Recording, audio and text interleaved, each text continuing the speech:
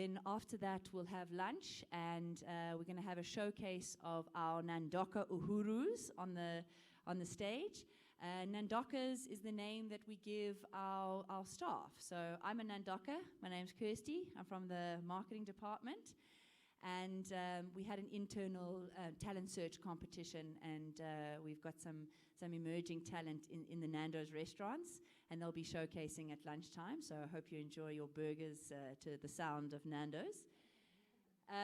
After that, we'll be attending some of the workshops. We've got an art workshop, a design workshop, and a music workshop.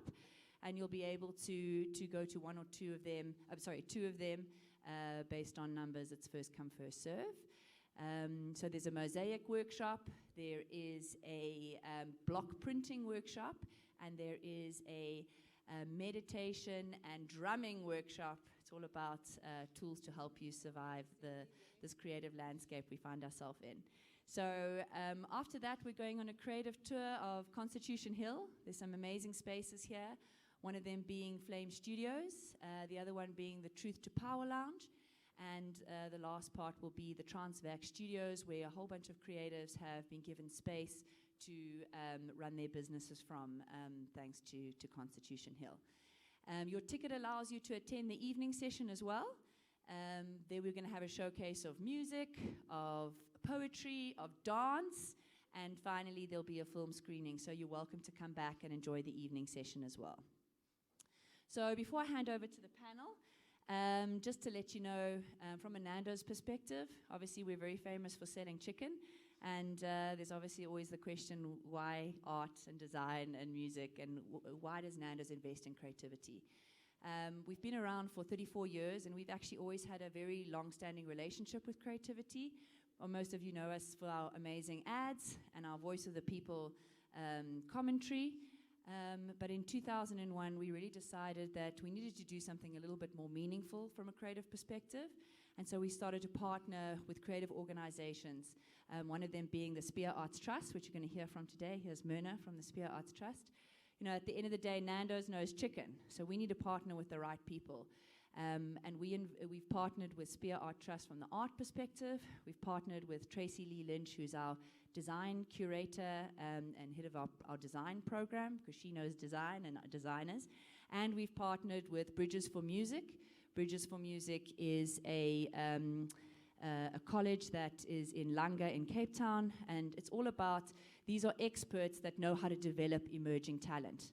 And that gives us the space to deliver the best tasting flame grilled peri-peri chicken, and of course using our brand to market these artists and sponsor them and give them the platform that they need so that they can develop as artists and designers and musicians in their own right. So we're very excited to have everyone here today. So I'm going to hand over to our first panel discussion, which is with the Nando's Creative Exchange artists and Spear Arts Trust. Enjoy your day. Thank you.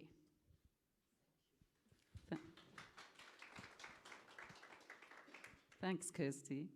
And of course, thanks to Nando's, who without, we wouldn't be able to do very important work.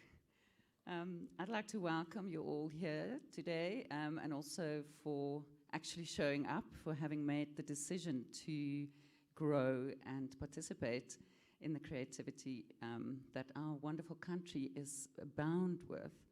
And also, of course, welcome to my artist family. We know each other for a long, long time.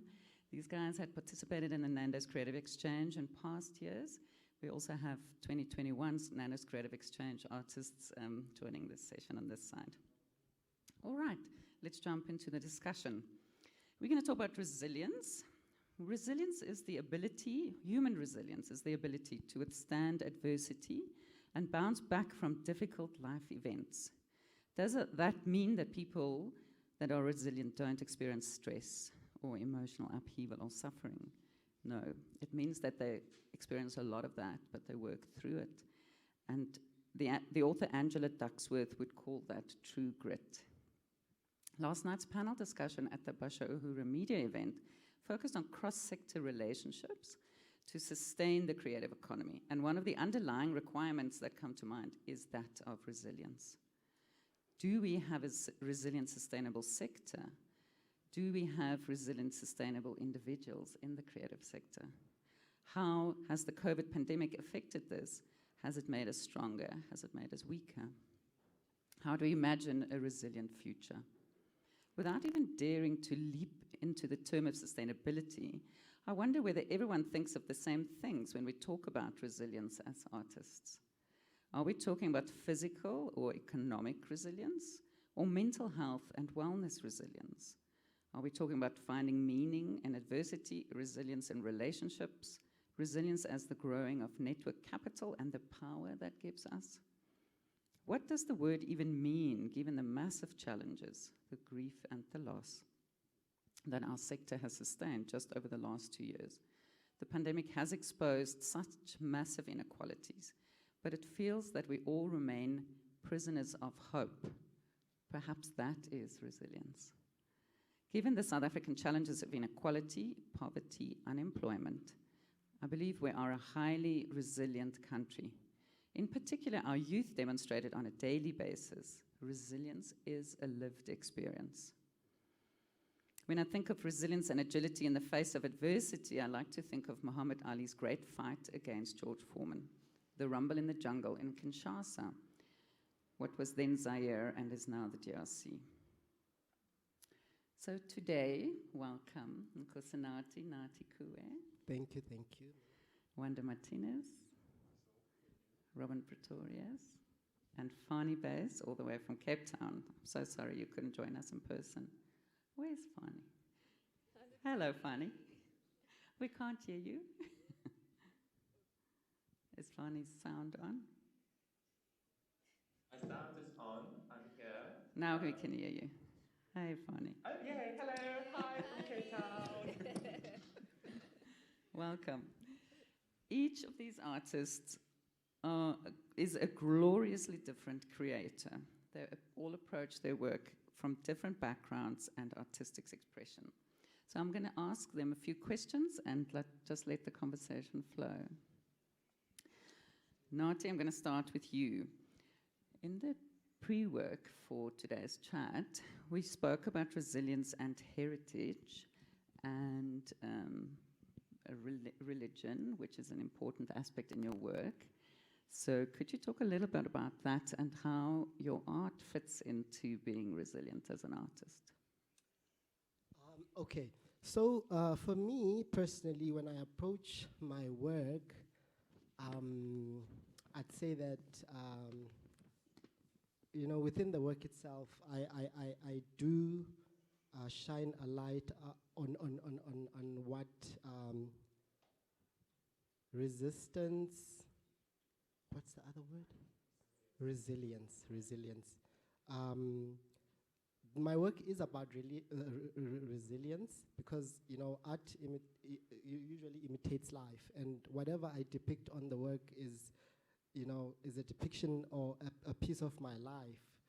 And especially in this day and age, through this pandemic, I personally had to be resilient and fight on a daily basis. And the fight continues even now as I'm sitting here, you know. It's still a fight, you know, for an artist like myself to push forward, and resilience has really been a part of the whole process, because I have to remember why I started. So for me personally, resilience also has to do with the remembrance. Why did I start in the first place? You know, what's the bigger picture? So I don't know if I'm answering the question, Mina, but yes, I'd like to end it there for now, and then I'll continue. I want to ask a little, just to explore a little more. Okay. So in terms of your inspiration for your art, which comes from religious ritual, Yes. as you say, that is very much a part of your life. Do you think that having that as a very important part of your life actually helps you to stay resilient? Is that something that you draw on, something that makes you stronger? That's something I draw on, because, you know, I think I have to stay strong for myself, and also it is a way to not only encourage myself to be resilient, but to also encourage the viewer, to also give people hope. Because when I make work, I don't make work for myself, but I make work to give others hope. And when I give people hope, at the same time, I'm giving myself hope. So, yeah. Are you a prisoner of hope? I'm a prisoner of hope, definitely, definitely. Thank you. Thanks very much. Robin, let's talk a little bit about resilience and expressing identity in the world we live in today. That obviously is a topic that artists often tackle. My generation is still trying to come to grips with the change that's happening regarding identity. And it's always wonderful to listen to young people working through that space. I know a lot of your work also tackles that issue. So how, in terms of identity expression, have you found resilience in this time? Good morning, Myrna. First, I'd like to just go back to what you just said. I think is very important before I answer that question is, I think the root of resilience always goes down to, as you said, knowing the whys, right? We have to, oh, okay, can you guys hear me now? Oh, okay. So, to get back to where I was at now, the root of resilience is knowing why you're doing what you're doing. And it's that question that basically started my inspiration, my motivation to make a change, to really dig deep. And I grew up more or less in the Cape Flats community, and identity has always been a gray issue because of our past. And finding one's identity has always been a real struggle with very limited information, shared with amongst each other. So for me, my art helped me explore different angles, different dialogues of what makes us who we are. What is the South African identity, and how do we see ourselves as South African? And these topics are all very sensitive topics, and when I explore identity in my work, it's me exploring facets of myself.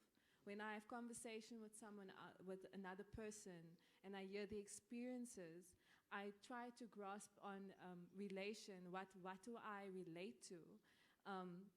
And then you realize that there's this common experience and how we deal with experience and adversity, and that resilience that you feed from these dialogues is the resilience that gives inspiration within my practice when I explore deeper issues, but also present them in a way that communicates and doesn't feel like the other viewer feels threatened to hear you out. And I think just starting that dialogue and hearing stories, hearing how people's resilience shine through the experiences, it just creates another way of, oh wow, now I'm sounding super loud.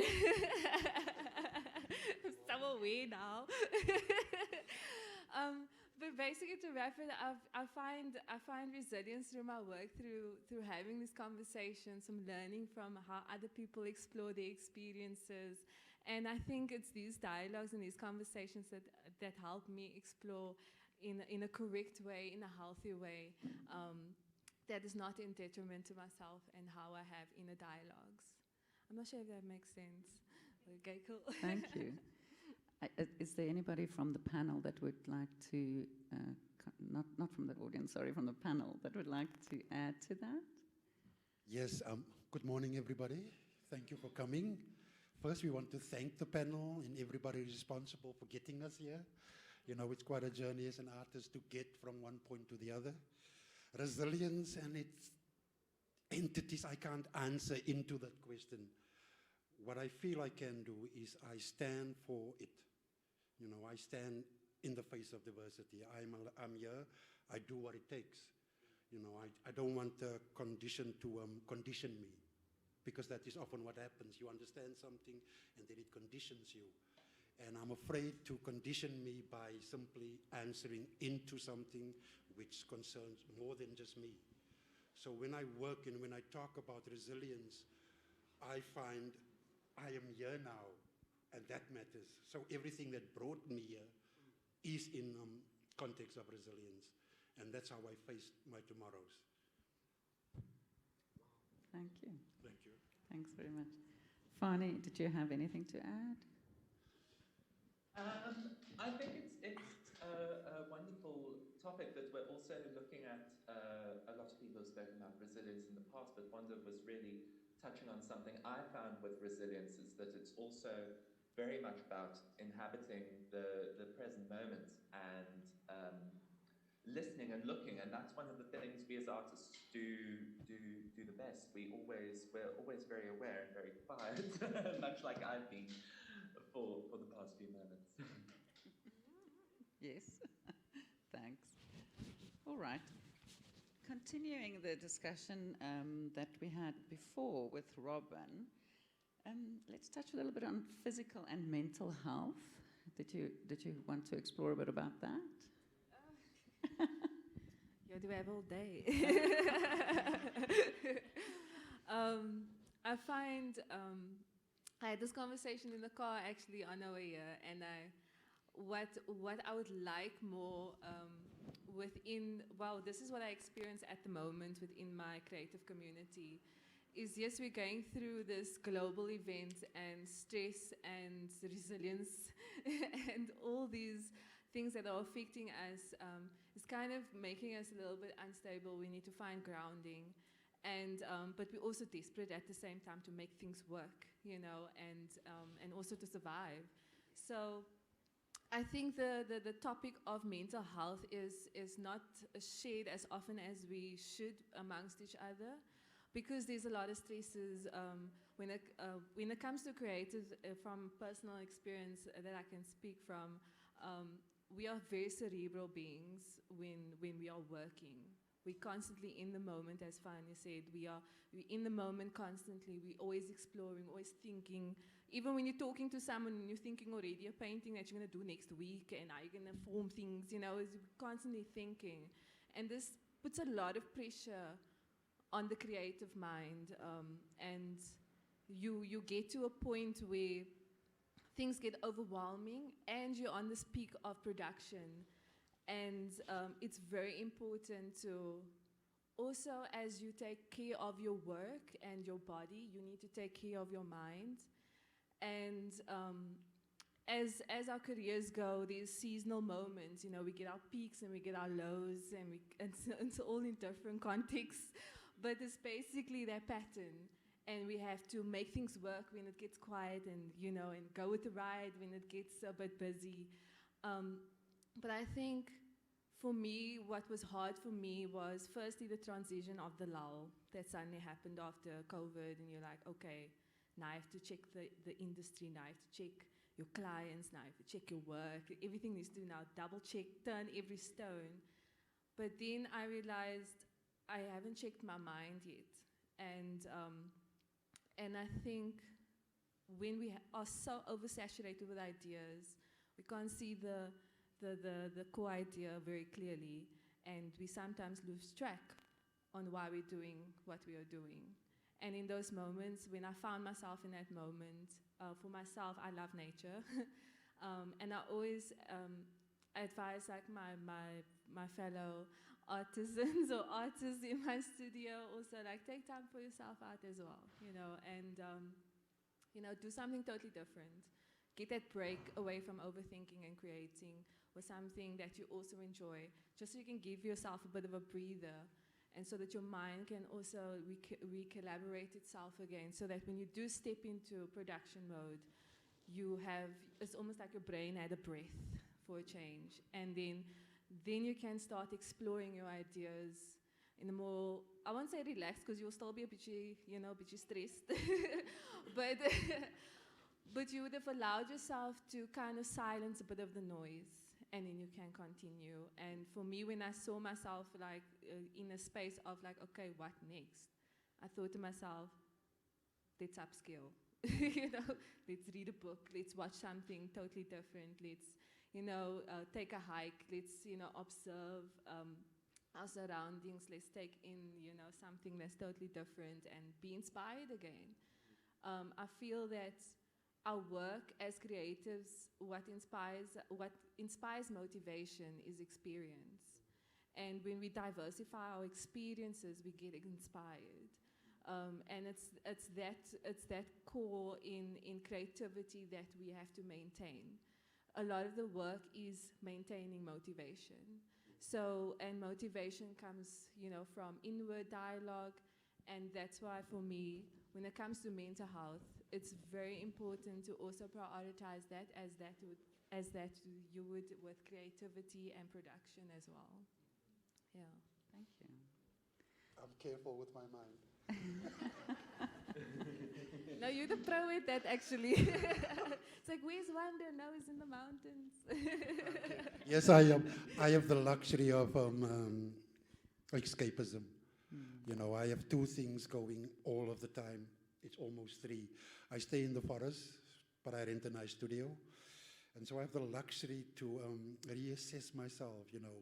Town demands everything of you. Work demands everything of you. You are always busy. Your mind never really switches off. But I've got this thing going. It's 20 years now. So I escape to the mountain and leave everything there. I don't take anything with, don't take any brushes. All I need is a little bit of water, and I hang out. And amazing how refreshed you can get in yourself, because it's always there that you have to start. If you want to start working with your mind, it takes you, basically. So often I get that chance to reassess myself. I just step out of my comfort zone, which is what I do. Yes, with my mind, it's important. It's important. For me personally, in 2019, I can remember, mental health for me I wasn't even aware of it until 2020 when the pandemic hit. And I was locked up in my apartment and I couldn't go outside. And things were really starting to get to me, I was really starting to get frustrated. And I guess, fortunately for me, because I'm an artist, I'm a creator, that actually helped me a lot. And I wasn't aware of it at first, but I realized as I was starting to make, small works, as I was locked indoors, that it actually freed me up. It freed my mind. Even though physically I was locked down in my apartment, but as soon as I started creating, my mind was set free. And that was something so important for me. It was such an eye-opener at the time, and that's when I started, I guess, being aware of what mental health is. And a lot of people started talking about mental health, all across different fields and careers, people talking about mental health. So for me, it really became apparent that, the more I create, the more I can free my mind, the less the stress I have. Because, creating is like an outlet for me. When I create, that's where I release all the stresses. That's where I can reset my mind. And hopefully that when I create, my work can actually inspire other people so that they can also free their minds when they see the work. The work can take them in a different, different place mentally. And I realized then the important work of artists as healers, not just creators, but healers, because the work that we make is not just for us, but it is to inspire and heal others. So for me, the topic of mental health became very important, and because I became more aware of what I was putting out there, and I guess it was to inspire others, mentally, or to give others an escapism, as some sort of escapism where they can go to a different place and think about other things rather than their problems. So that was, very important for me. Thank you. Finally, I want to tie in this with what you said about being present in the now, and stagnation, which of course implies that there is potentially no motivation. So can you talk a little bit about that? Is that associated still with mental health, or is something else going on there? No. Well, there's always a lot going on with mental health. just thinking about our talking points, really about stagnation. I mean, all of us, we got into art because it's our passion and it's something that really feeds us. But with the lockdown and the changing landscape of how we engage with art, I had to realize that I had to reassess how I created, because I'm afraid there's always, when you're a professional artist, the little looming thought in the back of your head is, it's got to be good when you make it. And really just stepping back and realizing what I love about the creative process and how I can do it. I mean, the creative program has been a really great way for me to reconnect with that aspect of my practice and with artistic practice, because even though it is such a wonderful luxury to be able to do this for a living, you've got to realize that you can't make it a job. Otherwise, you might as well just be sort of in a factory painting vases and bowls of fruit. So reconnecting with that over the lockdown as my mental health activity, and expanding how I understand my creativity and how I understand building an art practice. So definitely not stagnation. I think in the pre-interview, I came up with a brilliant sort of take on resilience, that, I mean, often it seems like something that's very stagnant and very still, but it really, resilience, I think, has shown us over the last 18 months that it's about moving, it's about growing, it's about changing your footing, understanding that things aren't always going to be the same. And that's been my big mental health and creative health learning curve over the last pandemic. Wonderful, thank you. Do we have another? Thanks. Yeah, perhaps to conclude, and then I don't know if we have an opportunity sometime to talk to the audience. We have a little bit of time still. I want to also talk to you, not necessarily in the context of the pandemic, but life and working as an artist. I know there's lots of moments of vulnerability, lots and lots of moments of vulnerability. And we see that particularly with the Nando's Creative Exchange program, where artists are putting a body of work together for an exhibition. When it's great to have a deadline, people always say, because then you must make sure that it happens. And you have a focus, which probably helps with the motivation. But sometimes shit happens, and it's hard to actually work through that and to know that you're doing the right thing, and you start questioning yourself. So talk a little bit about moving through that process of vulnerability and how that ties in with resilience. Anyone? I think I'll answer this one before I forget what the question was. Oh, sorry. Vulnerability and resilience. That's my vulnerable spot there. I think when it comes to vulnerability, the challenge that I have at the moment is understanding how to be fearless. Because for me, like when I started my paintings and then I got into the groove and and my career started growing, and then the comfortability starts kicking in, and you kind of feel like you got it now. The blueprint is there. Now we're on the swing of things. But then you get those unexpected moments where challenges really get you down. And besides like the COVID and everything else, for me, my challenge was that inner dialogue of being fearless. And because I'm very I'm a bit of a perfectionist. So letting go was quite a challenge for me. And having to believe, like, when you're creative, you have an arsenal of expression, and sometimes you have to be fearless in tapping into that. And I had to tell myself this. So when my work started to not fit with my experiences at the time, I took a step back and I actually started tapping into other ways of expressing with my art. But then it wasn't art for an audience anymore in that time, it was art for me. So I was doing other forms of art. I was doing clay work, doing open air painting, which I've never done, but let's try that. And I worked more with other mediums, but it wasn't necessarily anymore for, an end result, or for, to keep your studio practice running, or, to keep the conversation, a particular conversation going. But it was art for me.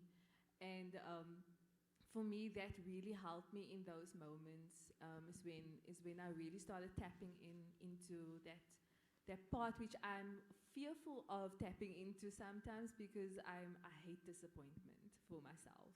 So when I let go of that and I started exploring and experimenting, and it was for me, it really did something creatively that made me a little bit less fearful of my vulnerability. And you find other aspects of yourself in those moments while you're creating, while you're exploring, while you're doing things. And in that time, as you said, like, your art really liberated you in that time. For me, in my practice, when I step back and make art for me, I know it sounds like the artwork that I normally do is not for me, but it is for me, but it's normally a conversation I have with someone else. But the conversation is literally with the person inside, the vulnerable parts that we don't want to show so much in our work, because it's a little bit too deep. We're not there yet. But we need to make room for it. And those times when we really feel vulnerable, for me at least, that is when I really start going inward, but not as so much as an introvert, but making art sacred for me now, and allowing the art to heal me. So that when I do have a dialogue with my art for someone who's looking at it, I'll be a little bit more articulate in what I'm trying to say creatively. So when it comes to resilience and vulnerability, topic that you're touching on now, I think for me the seed that would kind of change that perspective on vulnerability would be to have a little bit of fearlessness. So yeah, I think that is just from my experience. I would love to hear what the others are Thanks. saying. Yes, please. Anybody else that wants to contribute? Yes, you know, I'm articulated. I articulate things, specifically words and those things. I understand them well, but I never want the words to be the means of what I'm saying. That's why I paint. You know, I want another language, and when I invite audiences to see what I'm doing, it's often an engagement which you have to come as yourself in order to see me. I cannot allow you to see me simply by being me. So the work does that kind of thing for me. I put something out there and I want a reaction without having to have the word of the reaction. I'm a painter, and so often I paint in such a way that if you can find a journey into my work, which would lead you then to me, half of the work is already done. And that is how I approach things, you know. I don't want to put words always in the consequence of now you cornered, because words can also do that. You know, they can corner you, they can, yeah. And so painting comes to me as a rescue, almost, where I don't have to defend too much. Vulnerability for me as an artist is quite a scary place, but very necessary, because you know, being vulnerable, it's like standing in front of a crowd of people naked, because you're showing people, you know, the nasty parts of your life, you know, things that you're not proud of, but maybe sometimes also things that you are proud of, but it's all, you know, what makes you as a person. And now being vulnerable also is another gateway to connect to the next person or to the viewer, because when you're vulnerable with people and you show your true self, that's when they can connect with you. So it's a very important ingredient, and I think because of that space, vulnerability is where when you start, you know, being vulnerable, with yourself, with the work, being vulnerable with your audience, then that creates a connection, but also adds, I guess, to the resilience, to the why. Why did you start? Why did you do this? Why did you become an artist? What's the the end goal? So vulnerability and resistance for me, or resilience, they actually go hand in hand, because without me being vulnerable, then I'm not, true to myself. I'm not authentic. Then that takes away, I guess, from my standpoint of being resilient, I'd say. Fani, do you have a last word on vulnerability? Feeling very vulnerable. I really connected with what Wanda was saying.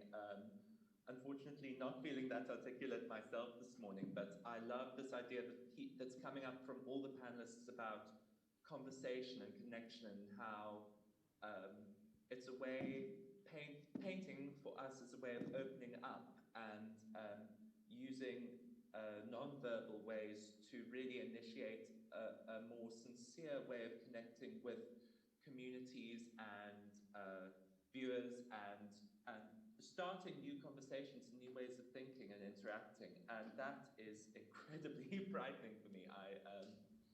Yeah, because paintings are, unfortunately for me, the most sincere way of communication. And that's been a big hurdle for me over the past few years. Thank you. I'm going to conclude maybe just with one point that sort of also came through in the thread,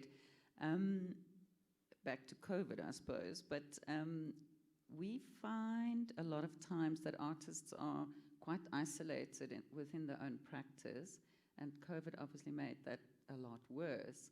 How important is your network, your professional network, in retaining resilience and helping you through difficult times? So connecting with other artists, other creatives, to discuss ideas, to work through some issues. How important is that? It's very important. That's so important, because as an artist, most of the time you work alone in your space, and you get through the work, you get through your emotions all alone. But then again, it's good to meet up with other artists or organizations that support artists, because there you find support. You find others that are on the same journey, or experiencing the same struggles. So you can talk to people that understand what you're going through, share ideas with people that understand. So it's like, it's good that you're creating the work alone, but you also sometimes need a team. You need people that will back you up. When you have an idea, who do you go to? How do you make this idea come alive? So that's very important. I think that's a very important part of being a creative, is to have that community, either artists or, organizations that will actually support what you're doing. That's very important. Would you like to add?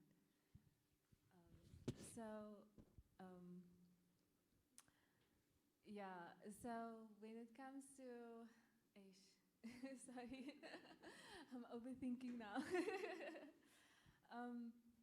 Sorry, can you just repeat the question again so I can just get back on the tracks Sure. over here? How important is that community, a professional community, linking with other artists, organizations in maintaining resilience and your motivation for going forward? So I'm a portrait artist, so my artwork is based on identity and meeting people and exposing their vulnerability and making them comfortable in telling me their stories, and allowing me to translate parts and aspects about them. Now, before COVID, this was very much important to my practice, is engaging with people, sitting down with my subjects or my muses, or however you want to, my inspiration, however you want to call it. But the connection for me is that physical connection, sharing space and creating safe space to have vulnerable conversations with me, sharing parts about them, when COVID hit, this was a bit of an obstacle for me because now I could not connect, and I had to find ways on how I was gonna, still continue a narrative of sharing and celebrating identity, different identities, because this is what inspires me, and this is what I would like my artwork to inspire, is just, creating space for conversation and people's experiences and who they are. And what I found really, really helpful at that moment, last year I moved into my own studio space, and I always wanted my own space so I can just mess however I want to mess. But it was so, like, it really helped me in the sense that I realized the value of having other creatives around you, and especially because we all kind of trying to make it within this industry with even our partners, even spaces like this, the Basha Uhuru, having these gatherings is so vital for that connection as well as a creative, because now you get to have safe space to really now show, you can share your opinions, share your ideas, and be inspired by other ideas and other creatives and their unique ways of, just navigating the world. And these are important conversations that you can have amongst each other. So community is very important. We do find ourselves a little bit isolated because we feel like we have to work this out ourselves now, and find our voices in our work and find our inspiration and keep motivation going. It's like this ongoing train. But when you actually find value in the community and others around you, like-minded, maybe different ideas, not like-minded, that you feel grounded as a person suddenly, because now you feel like, damn, I'm not alone. Like everyone's saying like their version, but the creative version, the artistic version, the painter's version, like now you hearing dialogues that's not necessarily in your own mind, but now it's with a shared community that has similar struggles now. But now you have more idea and more options now to explore. And I think that is the very important thing for me that I've learned throughout this whole experience. So like even meeting the artists, new faces and new ideas, and reconnecting, oh my word, because we are all beings of connection at the end of the day. We are social beings. So I think that just finding comfort within community is very important, especially in this time, and finding new ways. And because I couldn't connect, I would use social media. You find whatever tool is at your disposal. If you know the important thing is connection, you work around those things, and more ideas gives you more options. So yeah, that was my take on that. Great. Yes, you cannot be an artist in isolation. Basically, networking is important, and it's artists often wants the luxury of creating whatever they do, but that doesn't leave you with a sense of where does this work go, who wants to see the work. So networking is important, and I'm very fortunate where I am. In Cape Town, we have a few platforms that allow people to come together and discuss or where work goes. And so often I think, yes, you have to start networking. And basically with the platforms we have today, it's so easy, even in isolation, to still keep a networking conversation going. So you cannot isolate yourself and say, I'm the artist and now something works for me. But how do I move that product? Basically, you need other people in order to get things going. Yes. So we want to thank infrastructures like I work through Creative Block, Nando, Spear, those kind of platforms, and of course, I'm also working elsewhere, and that starts by actually meeting up with people, meeting with artists, talking about things. Yes, you cannot be an artist there and say this is what it takes, so who comes to me? No, you gotta sell yourself as well. Yes, you gotta. Absolutely. Fani, if you will end our chat, please. Short and sweet, I think. The most important way for me to connect with my professional community is having a beer at 4 o'clock on Friday afternoon with my studio mates. That's what gets me through most weeks. Brilliant.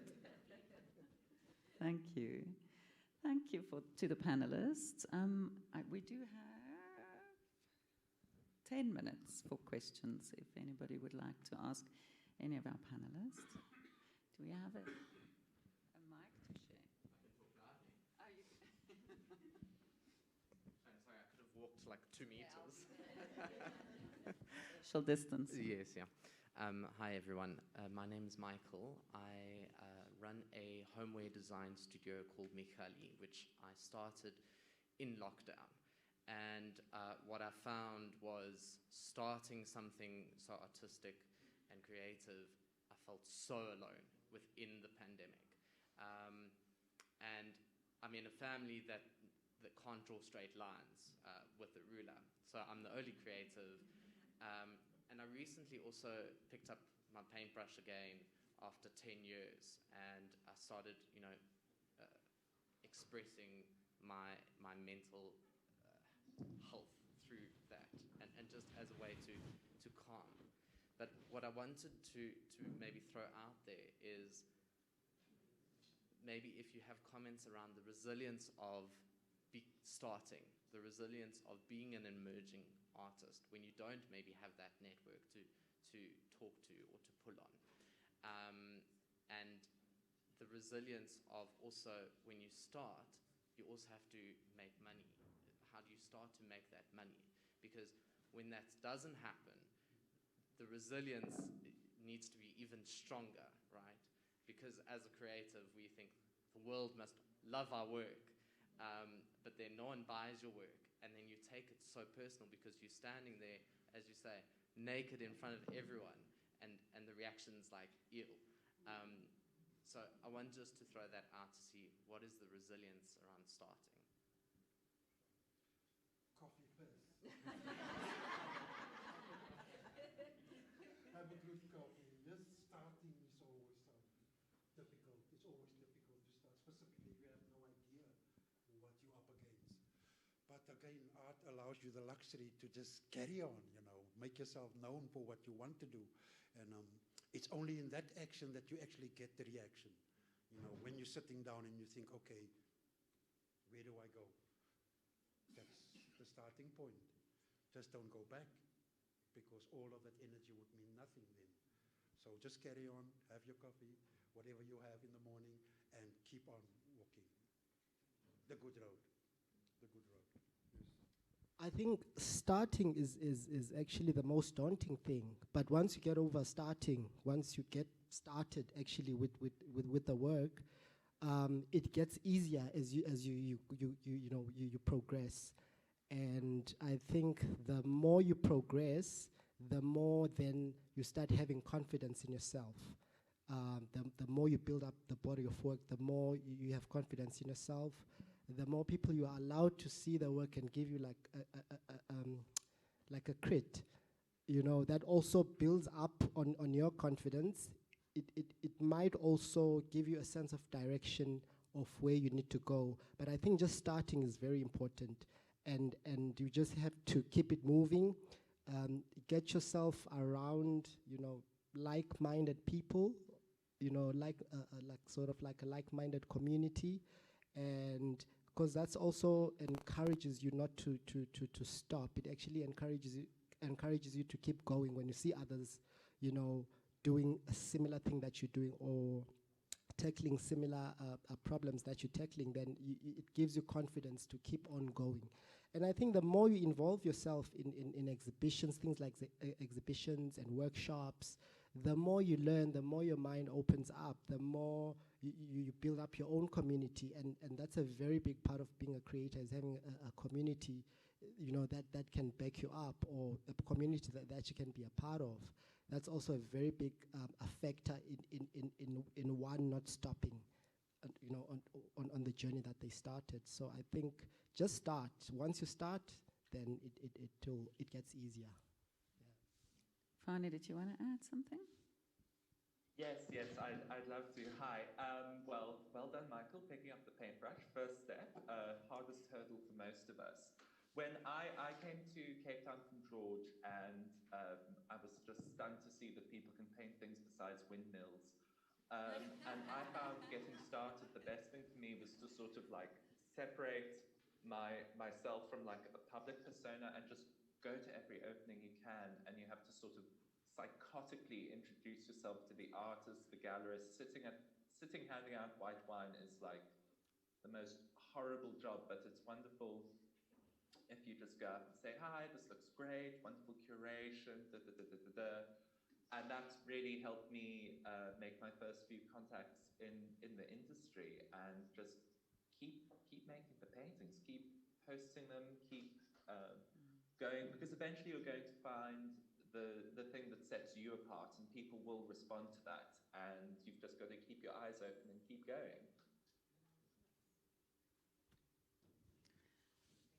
From our perspective, Spear Arts Trust, we encounter a lot of artists in our Creative Block program who are newly starting out, and we aren't able to engage with all of those on the program. Our advice is always to continue working. I think expectations often are that, well, if I don't sell a painting in the next 6 months, then I'm actually not an artist. It doesn't really work like that. So I think you have to frame your expectation also in the context of the South African art ecosystem. It's hard work. We know that. So people that call themselves professional artists work hard all the time. Sorry, I want to just add something. I can relate to being the only person in the family being able to create. Well done for starting your business during lockdown. That I find that very inspirational, and I mean, you should be here for resilience, the topic. I just want to I can't say I want to skip the part of about the money part. I think you're starting painting, and there's a beauty in creating before it gets really intense when you put money behind it. There's a beauty in art that I think we need to tap into sometimes, and that is what it does to a person when you find something new to create and you find a new passion in art.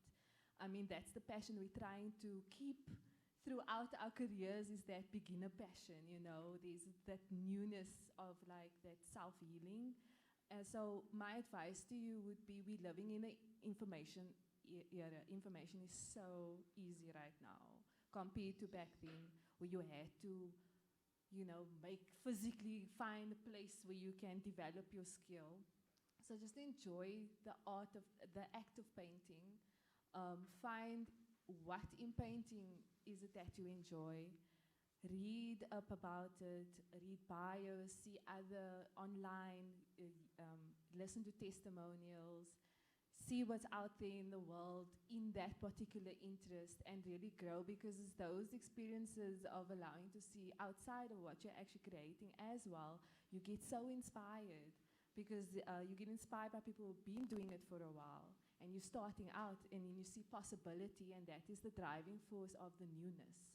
So for now, I would suggest, when it comes to painting, like you said, when you start putting that expectation, it can be it can either make or break, you know, the inspiration part of painting. You either become demotivated if you see that you're reaching too far. So just enjoy the act of painting and really get into it, explore, experiment, use the easy available information out there when you can't engage, because sometimes, you know, we can't go to the openings as often as we could back before COVID. So in those times, use that easy, if you have the privilege of having internet, use it to your advantage, and just find inspiration and work, play. And then when you get to the part of thinking about money, you would know exactly what it is that you really, really like and what you really want to show people. So, thank you, guys. Thanks. I think our time is up. No?